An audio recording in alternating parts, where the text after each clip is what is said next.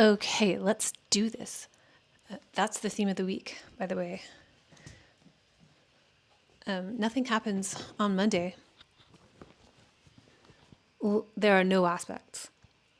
No aspects complete on Monday. So on Sunday night, March 30th, the moon squares Pluto around 7 p.m. Pacific, and there are no aspects after that until 3 a.m. Tuesday night. So Monday is the moon sextiling Mars. Mars is in fall. Mars is about to move into Leo pretty soon. Kind of soon, April 17th. But something interesting is also going on with Mars this week. So nothing happens on Monday, but I'll talk about this because Monday is mostly the moon applying to a sextile with Mars. So we'll feel relatively energetic unless the moon is, unless you are a Gemini rising, then it'll be complicated because Taurus, that's the moon in your 12th house.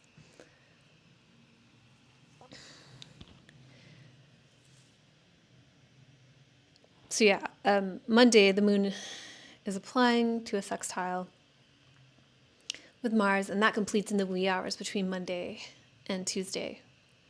And then the moon will immediately also sextile Saturn in Pisces. And later in the week, Mars will trine Saturn, Mars will sextile Uranus, and Saturn will sextile Uranus. This is a rare outer planet aspect. The last Saturn has been applying to a sextile with Uranus and has been configured to a sextile with Uranus since spring 2023, like around this time in 2023. However, now is when that aspect is going exact. The last Saturn-Uranus configuration that we experienced that wasn't a sextile slowly completing by sign over the past few years was the Saturn-Uranus square in 2021. It was like 2020 through early 2023. Saturn in Aquarius. And a lot of things broke. A lot of things were tested and did not bend. They broke. A lot of foundational things in our lives that we are meant to rely on were zapped out of existence, crushed, snapped. That's the basis of a Saturn-Uranus signature, because Saturn concretizes things, makes things real. Saturn zaps things into reality from non-existence, or the other way around. Uranus is like sudden, things happening suddenly. And Saturn is consistency. So those things don't really go together, and the square, accentuates that disruption. This is a sextile, so it's a little better. I'll talk about it more later. But Monday speaks to this a little bit because Mars is also configured to this Saturn-Uranus sextile coming up this week. So that's kind of the gist of Monday. Tuesday, it's April. I didn't prepare any April Fool's things for you. April Fool's, I am not bleeding from the face this week. It's not April Fool's, it's just reality. I think we got enough April Fools from me last week, even though that was real. I have a pattern in my life where people, like, fake things appear real and real things appear fake. Anyway.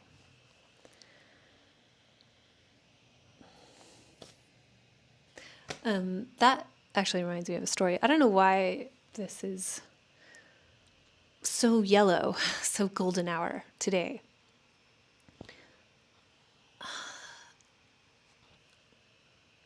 That reminds me of a story. I'm going to tell it because it's April 1st. So I will tell this story about me and real things appearing fake and fake things appearing real. So I used to do these really strange drawings in the year 2020. I was basically predicting COVID with this body of work. It was like people in masks and just weird stuff about viruses.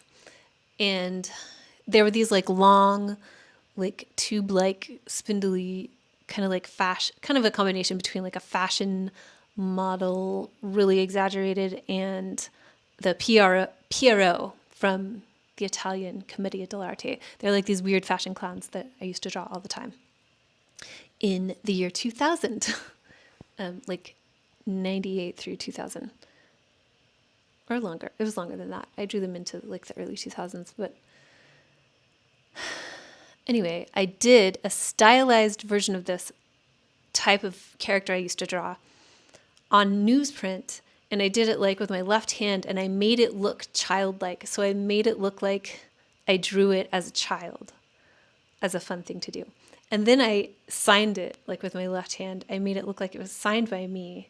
It said Harmony 1986. And that was just a fun thing I did for myself, because when you're really an artist, that's what you do. You have fun. I need to tell myself that to my own face now. So I was going through stuff in storage with my brother much later, like in maybe the late 2000s or something, or the early 2010s. And he found that drawing and was like, oh my God. And he was like genuinely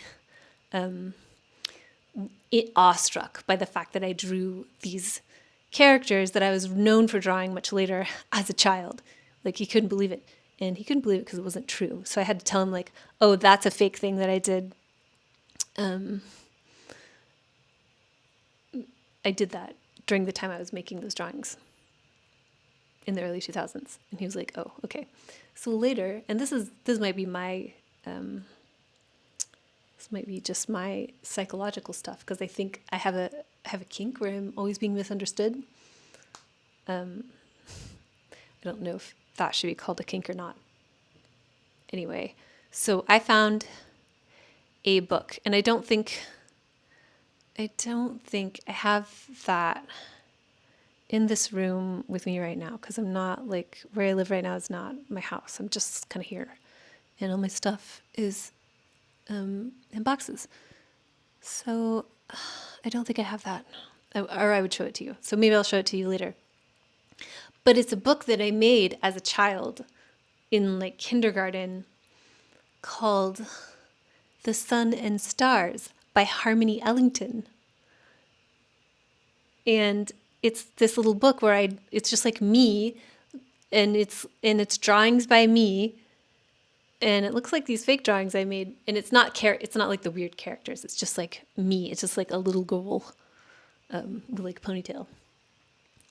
And it was like, I like the sun. I love the stars. I love the moon. The end. And there's a sticker on it that says, nice work, also. And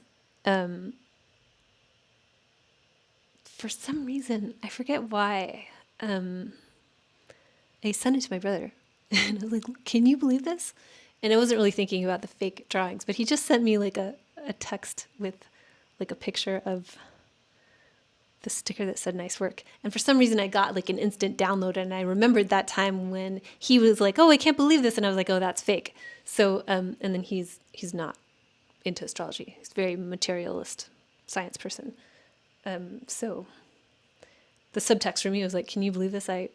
Even as a child, I was doing this. And I think the subtext from him, even though I might be inventing it, because that's also my nativity, was that he was like, oh yeah, nice work.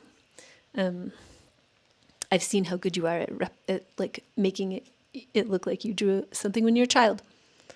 I don't even know why I was talking about that, but Mercury is stationing. So Mercury stationing is correlated with Mercury, like an intensification of Mercury themes. And Mercury is my fourth ruler. And it's also a part of what makes me the world's least intentional magician. So I'll get back to Saturn Uranus. Monday, nothing happens, but Monday kind of like is moving towards this. The theme is like the Saturn Uranus stuff happening that I'll talk about later. And it's the moon applying to a sextile with Mars. So effective. Nothing's really flying up in your face. So you could just like move at a slow, steady burn on Monday. And you should do that because the rest of the week feels busy. And Tuesday's April 1st. That's why I was talking about fakeness being real and realness being fake, appearing fake. The moon also, so on Tuesday, early in the morning, you get the completion of the moon Mars sextile and the moon Saturn sextile. That's the moon in Taurus, sextiling Mars in fall in Cancer and Saturn in Pisces. And then also early in the morning, the moon conjoins Uranus.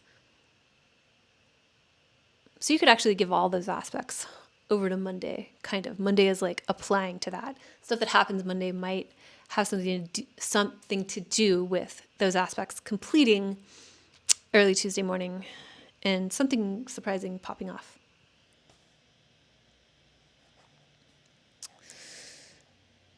And then mid-morning, we have the moon applying to a sextile with Venus in Pisces.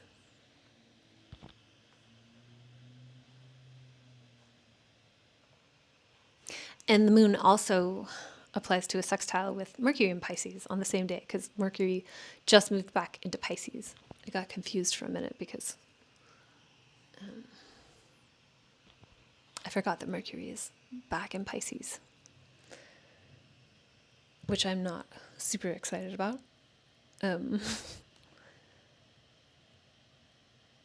But it is what it is. Or with Mercury in Pisces, it maybe isn't what it says it is. What it says it is maybe not a very accurate expression of what it is. The train is having a hard time leaving the station at the right time. And in the middle of the day, or like late afternoon if you're on the east coast of North America, the moon moves into Gemini. So there's a shift in tone. The first part of Tuesday is kind of like building and maybe like stuff feeling satisfying, even though some wires are getting crossed. The wires will definitely get crossed when the moon moves into Gemini. That's a little busier, more configured to Jupiter, so all about like how many plates have been spinning, how much there's too much going on, and you're going to have to write some stuff off, probably. I know I will. And the moon is now ruled by Mercury in Pisces, Mercury retrograde in Pisces.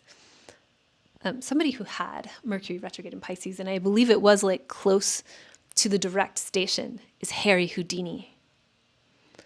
So that gives you an idea of a good version of that.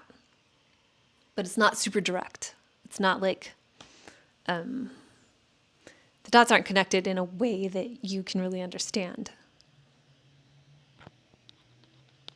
on a surface level or quickly. You'd have to really like get in and study and meditate on why, pray on it, why things are working out that way, or why dots are being connected in this manner.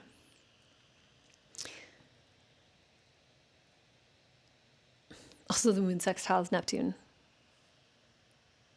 in Aries. I had to do a double take because when I see Neptune, I think Neptune in Pisces, but Neptune is in Aries now. So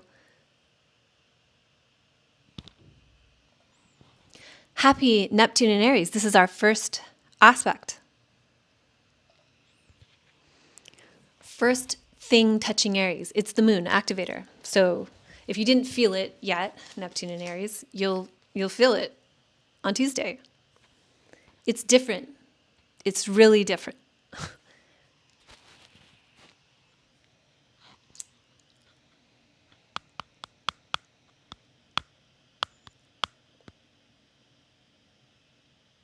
And it also kind of heightens the moon in Gemini being ruled by Mercury retrograde in Pisces, being ruled by like the Harry Houdini aspect. You can like amplify that a little bit, adding the moon touching Neptune in Aries.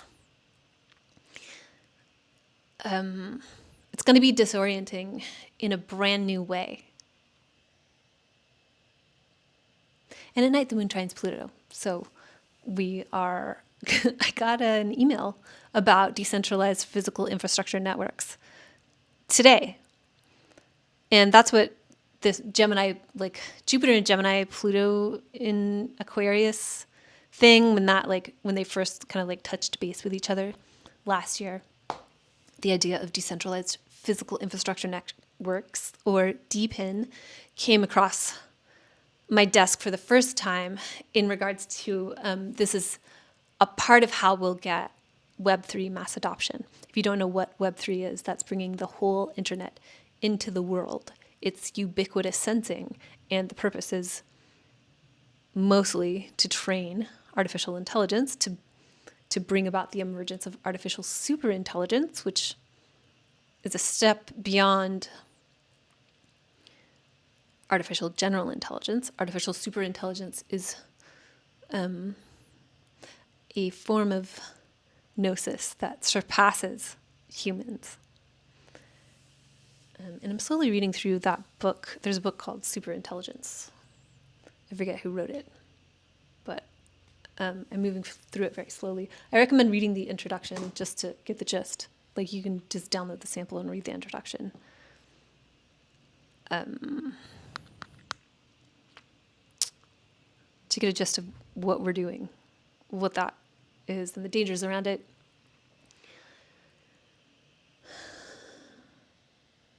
So I made a whole video, and you can go through, it's from like May last year, around the time Jupiter entered Gemini last year. If you just scroll down through my videos and see the one that has a thumbnail that says special report. It's also, I believe, in my playlist, my Pluto and Aquarius playlist. I think I have a Pluto and Aquarius playlist. I was all about the playlists so long ago. I haven't thought about them, and I need to update them.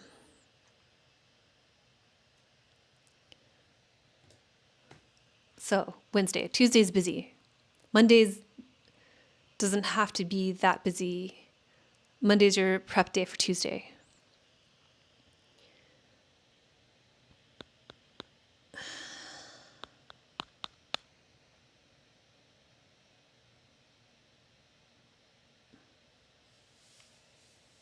I did the thing where I lost my train of thought. It's mostly because Wednesday is boring. I'm kidding. Wednesday has the potential to be inspiring. It's just like the lights are on, you can see what you're doing, one hand knows what the other hand is doing, and the wind is at your sails. It might be like a little too much wind and kind of like blustery or all over the place. But the moon conjoins Jupiter in Gemini around 5 p.m. Pacific time in North America. So Tuesday busy, Wednesday optimistic. So if you have a great opportunity to really set yourself up on Monday, or maybe even on Sunday, because I think I'm gonna be able to post this on Sunday. Stop the presses.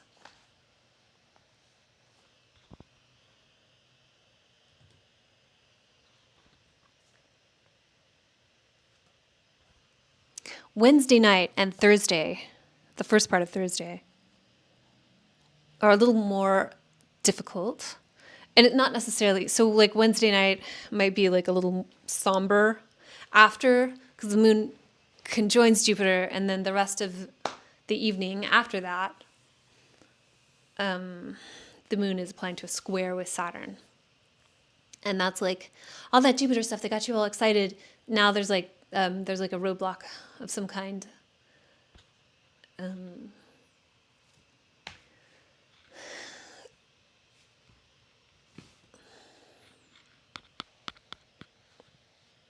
And the Saturn-Uranus sextile is going exact in the morning on Friday. So you're going to feel the expression of that maybe in a less desirable way, or a more like kind of grinding way that is fraught with challenges.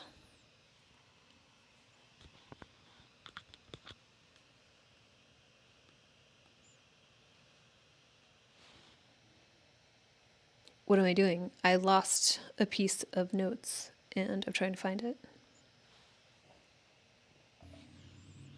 So the moon is squaring Saturn in Pisces, squaring Venus in Pisces, squaring Mercury in Pisces. So all the stuff that's kind of like coming to completion, the moon in Gemini, our activator, manifester, responsible for generation and corruption, thing that makes the world come into being and go out of being, is having a hard time reconciling with some major cycles that are completing. And that's Saturn is about to move into Aries soon. Neptune just moved into Aries. Venus is about to station direct in Pisces next week. And Mercury is about to station direct, basically at the end of this week. It's the beginning of next week, technically. But so the first part of Thursday has to do with, sometimes I notice when I used to edit my videos, I would often say the wrong day sometimes. So hopefully you can work out. You're going to have to be able to enjoy what I've prepared for you, but also work out what day it is on your own. And then in the middle of the day on Thursday, the moon moves into Cancer and it squares. We get another aspect with Neptune and Aries. The moon squares Neptune and Aries. And that, again, that is our second, it's only our second aspect, second activation of Neptune and Aries. So the beginning, the dawn of a new era. And I've been saying a lot for the past year or more that when the moon is in Taurus, the moon is squaring Pluto in Aquarius. And that speaks to how like our access to the best version of what our bodies could have is going to be strained over the next 20 years. There's going to be a problem with that. And my favorite example is like, you want to like get your circadian rhythm going. That's what Taurus is, like a regular rhythm. That's why the moon finds its joy in the third house of like our daily rituals. The moon needs things to be regular. And with Pluto in Aquarius, there's blue light everywhere. And blue light at night is not good for your circadian rhythm. You were not designed. You were designed to not have blue light. So when you have it, it messes you up. That's my favorite example. So with Neptune moving into Aries and Saturn moving into Aries, we're about to experience a long period of also, now when the moon is in Cancer, as off access, blessedly, from Pluto and Aquarius, but it is configured by square, which is a harsh aspect. It brings like troubles, kind of like a car crash. The moon is squaring Neptune in Aries when the moon is in domicile. And when Saturn moves into Aries, the moon's going to be squaring Saturn for a few years. So we're getting a taste of like, and I keep saying these Saturn, Neptune, and Aries is the more mandatory metaverse. I don't hear anybody talking about this, but I also don't watch many other astrologers because I don't want to be influenced. So nobody's talking about this. And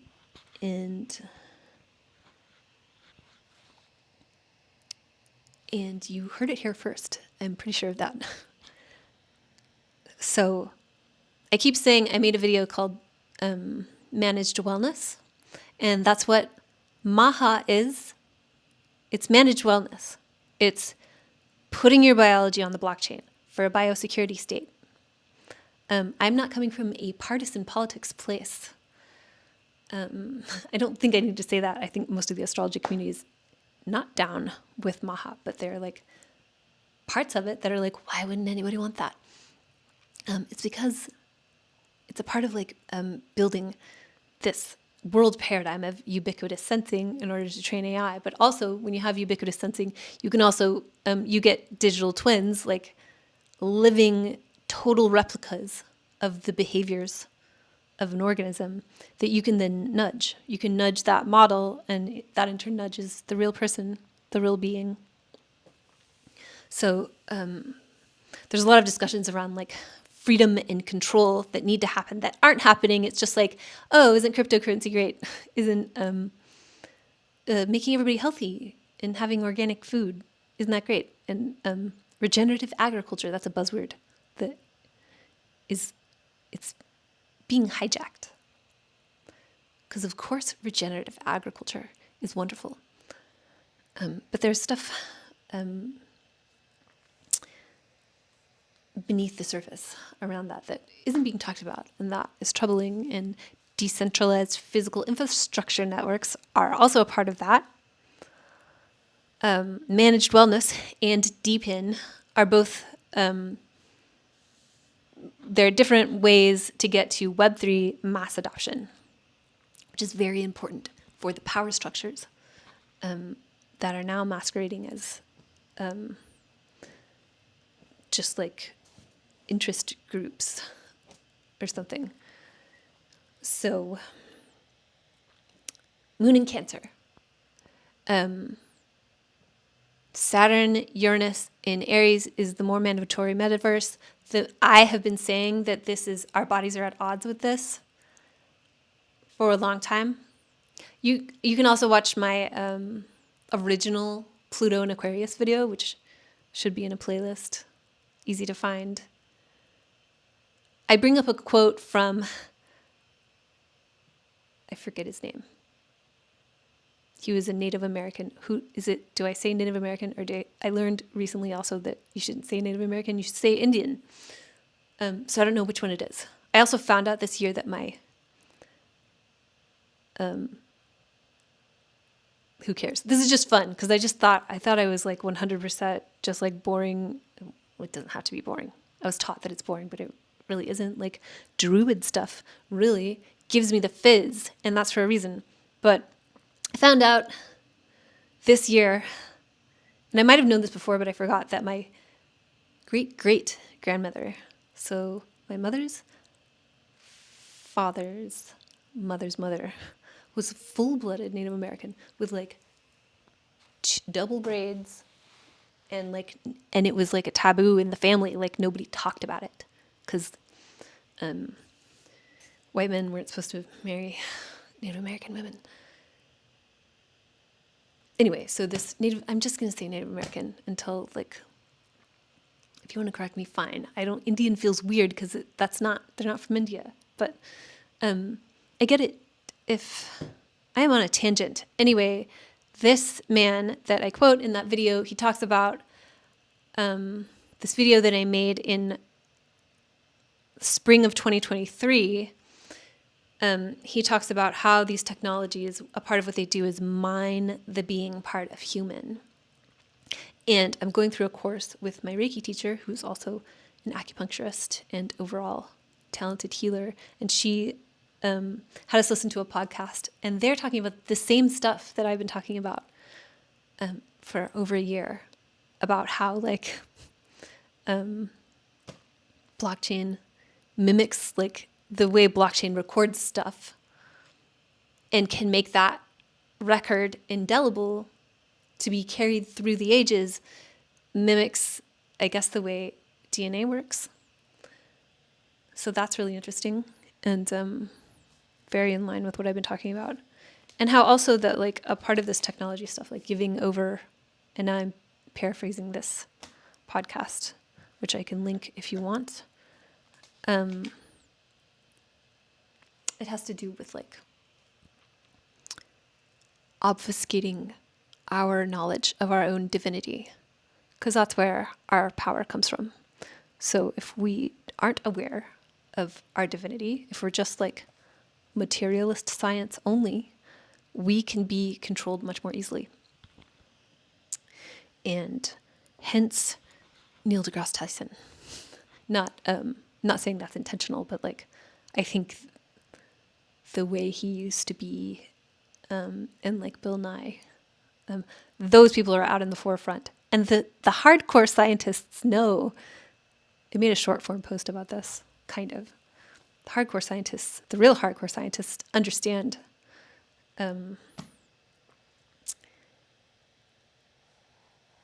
or divinity more than like the popular science discussion leads on. Anyway, so, and this takes us into like in 20 years, Pluto and Pisces, and like having our souls, our very souls, co-opted into the matrix in service of the global super intelligence. If all of that survives, because it will also, a lot of stuff that we are familiar with will jump off a cliff in 2032.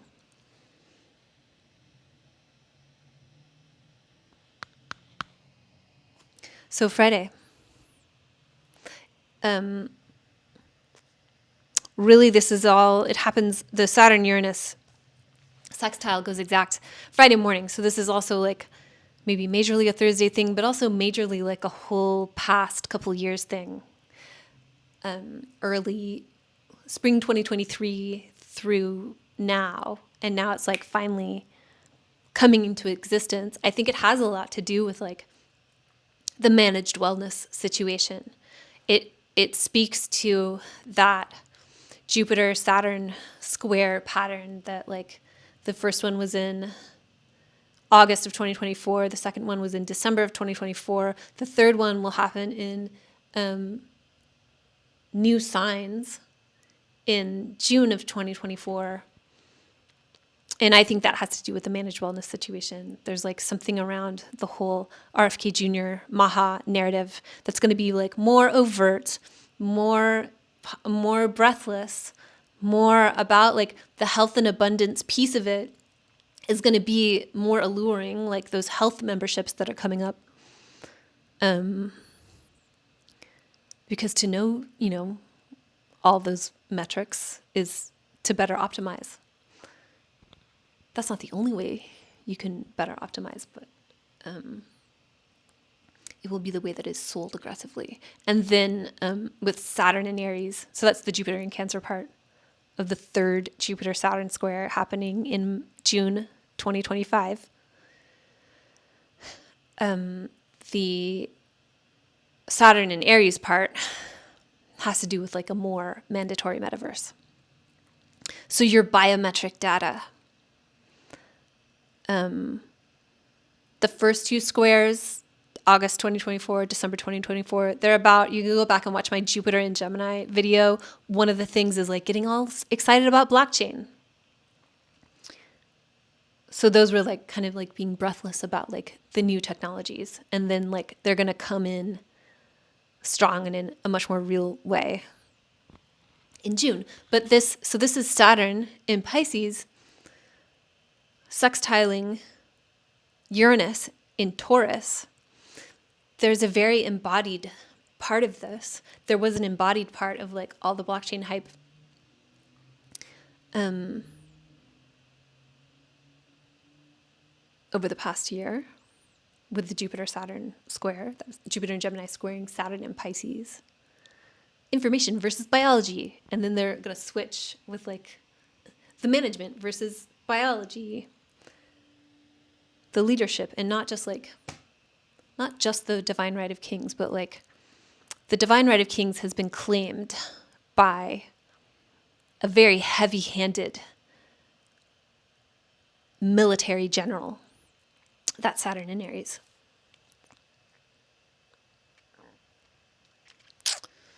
Okay.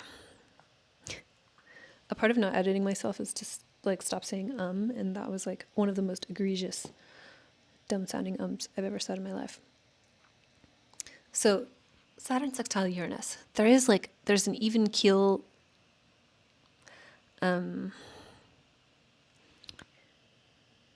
there's a steadiness to the type of disruption that the Saturn like slowly closing in on Uranus over the past couple years has brought. And this will like show us, there's also opportunity for disruption here. That's a little more mellow. Like it's not a square, so it's not quite sticking your finger in a light socket. But this is water and earth. So water and earth make mud, so you can build. And so is it like zapping something into existence physically? Is it bringing in a new rhythm out of nowhere? And you just have to like, It's just like you're like dropped like a video game onto a fast running treadmill. It could be that. Or it could be like you've been running on the treadmill and now it's like stopped and you like, you like fall down and the moving treadmill, that would have to be the treadmill doesn't stop, it keeps moving. But you know what I'm saying. Either Saturn Uranus is like a bunch of responsibility arriving out of nowhere, or going away out of nowhere. And it has to do with the Pisces part of your chart and the Taurus part of your chart. And I would recommend an interesting hack. I have a lot of planets bundled around my sun, and I was born during the day. So if you have that, you can also look at your sun sign. It's going to probably read very literally. Always look at your time to chart if you have the time to chart. Like always, read from the rising sign, from the ascendant. But I've found that my sun, my solar chart, is always very literal, like just a computer printout from the 70s, like a punch card printout. And if you were born at night and you have a bunch of planets clustered around your moon, same deal. You could look at your chart as if your rising sign is your moon sign. If you have a lot of planets there, stuff will probably, you'll probably find that it's very literal. What else?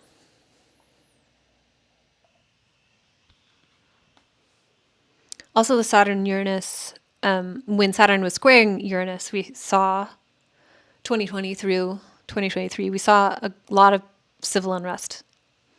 And that's when a lot of protests, a lot of protests against, obviously rebelling against horrendous things. Also, a lot of shoplifting as a rebellion against the same, rebellion against authority. And I think the sextile, this coming up, could show a little bit of that, but I don't think it's going to be as extreme as it was when Saturn was in Aquarius. And I also think that this time of Saturn in Pisces, configured by sextile to Uranus in Taurus, this is like the least Saturn-Uranian time we get for a while, except I guess when Saturn is in Taurus and Uranus is in Gemini, then they'll be off axis. But for the next 3 years, we still have Saturn sextile Uranus. It will be a much more heavy-handed Saturn. So this authority getting more heavy-handed, still sextile Uranus. But they're in different signs. Aries and Gemini. So much more lively, much more dynamic, I think, in a cerebral, more all over the place, more like things are changing a lot all the time. They affect people differently, really differently. Less concrete, more abstract way. I think in a lot of ways, since Aries pertains to speed and Gemini is the swiftness of Hermes, messenger of the gods, there will be much faster changes. Pisces and Uranus, Pisces is mutable and Uranus in Taurus is still Uranus.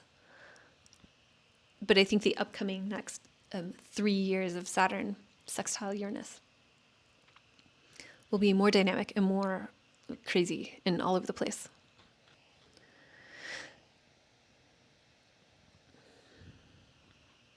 And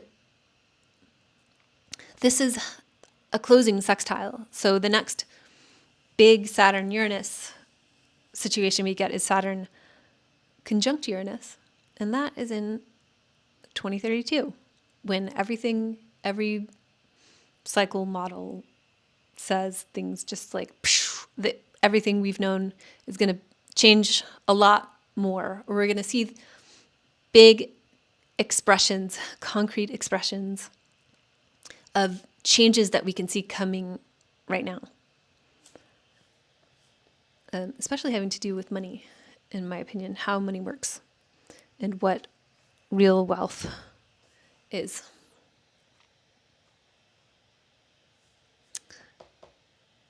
Okay, so that's just a little Saturn-Uranus sextile on Friday.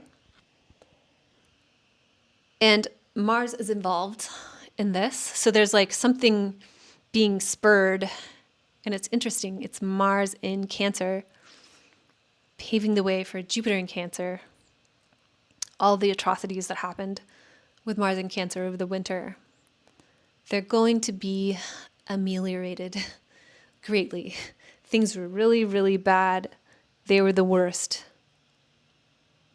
We got Mars in fall in Cancer, so the sign of Cancer experiencing the worst things. And now we get Jupiter, the greater benefic, who exalts in Cancer. It's the best. It's squaring all the mandatory metaverse stuff in Aries. But this is kind of a preview of the summer. And whatever horrors or like great vigorous energy comes to Saturn Uranus on Friday through Mars in Cancer, sextiling Uranus and trining Saturn. I lost track of that sentence. It's a preview. And this is also the end of, we're wrapping up a story because this is number 3 of 3, Mars sextile Uranus aspects and Mars trine Saturn. So Mars sextiled Uranus for the first time. This is all because Mars went retrograde. So it happens every 2 years, and it happened in the sign of Cancer. So you get like, the planet goes this way, and then it turns around and goes this way, and then it goes back this way. So any planetary relationships within those degrees, they're going to happen 3 times, always. So Saturn sextiled Uranus for the first time on October 24th, 2024, and for the second time on January 23rd, 2025.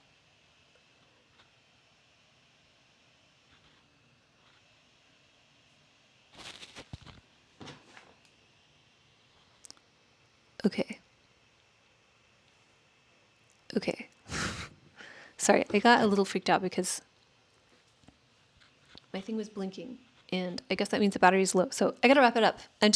I'm really, these unedited videos are a yap fest. Okay, and then the third Saturn sextile Mars sextile Uranus aspect happens on Friday with, like, alongside this Saturn Uranus situation. So there's a story you can string together for the Cancer part of your life and the Taurus part of your life, and then the Cancer part of your life and the Pisces part of your life with Mars trining Saturn for the third time on Friday. And so the first time Mars trine Saturn was September 29th, 2024, and the second time was February 2nd, 2025, and today is the third time. So the way Friday goes is like early in the morning, the Saturn sextile Uranus aspect completes. And so you might see a lot of that on Thursday night. And then for most of the day, it's Mars applying to Uranus and Saturn. Those complete in the afternoon. And then I'm trying to hurry now because I don't want to run out of batteries. And then Friday night is the moon applying to a sextile with Uranus. So moon, our activator of the zodiac. Just Friday is very like the metaverse is coming. It's Friday is very extremely like the ending and the beginning, which is all this time of March and April of like things in Pisces and things in Aries and like going back and forth. Friday is like a microcosm of that, with like the moon coming off a square with Neptune Thursday night, and then the moon's next aspect, other than a square with the sun, so we're entering the second quarter, is the moon sextiling Uranus on Saturday afternoon. So activator of the zodiac, activating the metaverse, activating our recent past, the Pisces Aries, or the Pisces Taurus sextile, activating Mars and Saturn hitting Uranus. Okay, so that's Friday. And then Saturday is also a lot. So you might find that like stuff like blunders and things that were going wrong the past couple weeks, they're beginning to resolve themselves because Mercury is going to station direct in Pisces, which will be an intensification of like just more weird magic or things going wrong, but in a way that works out in the end, or like it's supposed to go wrong, or like thank God it went wrong. I don't know.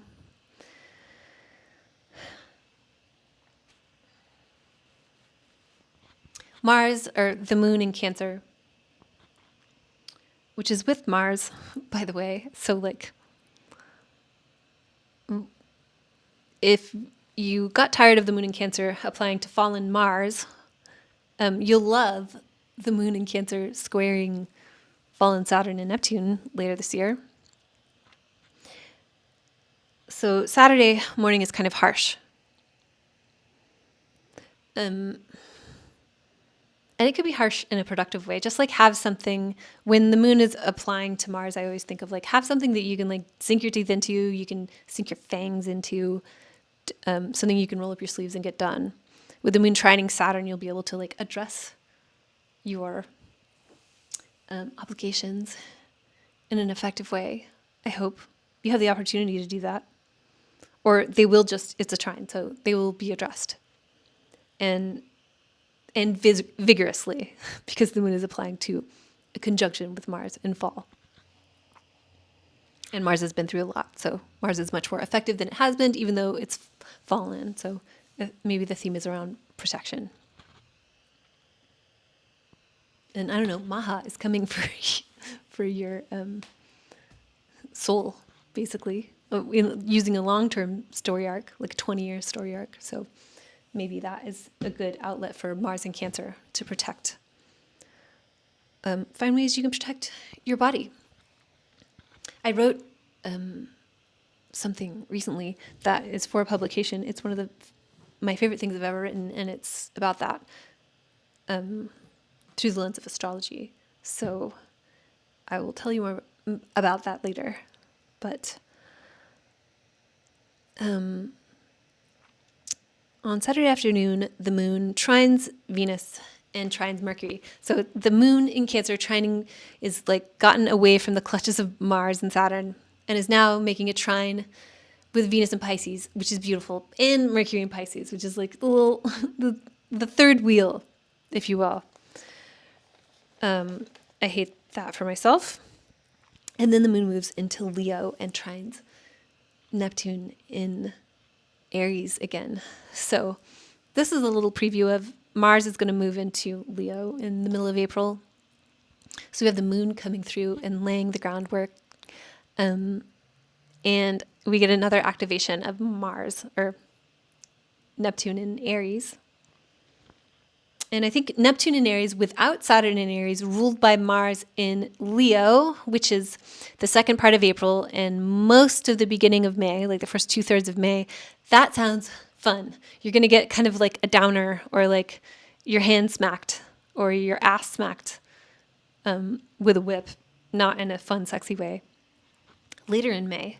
But those parts of April and the beginning of May seem fun for that reason. And the moon moving into Leo on this day, Saturday, the second half of Saturday, and trining Neptune is like that seems fun. That's like a new kind of fun that we haven't been able to have really in our lifetimes. It's going to feel different. And Sunday, I really hope this has been recording. It says it is, so.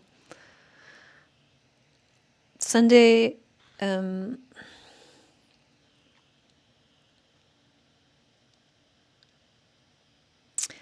okay, so the last half of Saturday, the moon is sextiling Jupiter. The moon in Leo, sextiling Jupiter in Gemini. So that's even more fun. So I like that. For Saturday night, seems fun.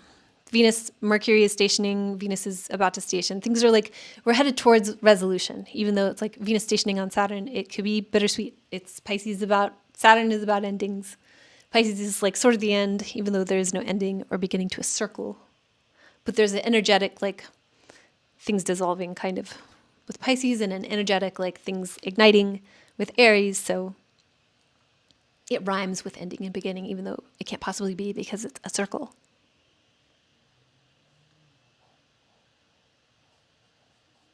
So on Sunday, early in the morning, you get the moon opposing Pluto.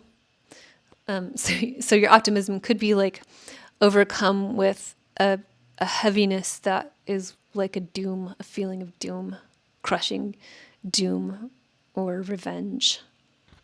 The moon in Leo opposing Pluto in Aquarius. There's a lot of power right now in leadership if you can manage to do that. Everybody's clamoring to do it because if you don't, then you're an employee. And there's a Rumi poem about that I've put in my email newsletter, which you should sign up for multiple times. But I can't remember it right now. But it's so perfect for the moon in Leo opposing Pluto in Aquarius for the next 20 years. Every time the moon is in Leo. Every month for the next 20 years. So I'll find that and I will put that in the next Leo moon. Maybe next week if I remember. But if not, at some point I'll remember. I have 20 years to remember to talk about that. And on Sunday also, these all happen like in the morning. So Sunday is really, these are things that are more about Saturday because they all happen early in the morning. Sunday is mostly going to be about Venus applying to a conjunction with Saturn as she stations direct and Mercury stationing direct. So there is this sort of like whatever's been going on in the Venus-ruled parts of your life and the Mercury-ruled parts of your life. And then Venus is about partnership and Mercury is about connecting dots and communication, conveyance of various forms. There's something like moving towards completion. And that's mostly what Sunday is about. But Venus, so to tie into that, Venus makes its third trine with, Venus in Pisces makes her third trine with Mars in Cancer. So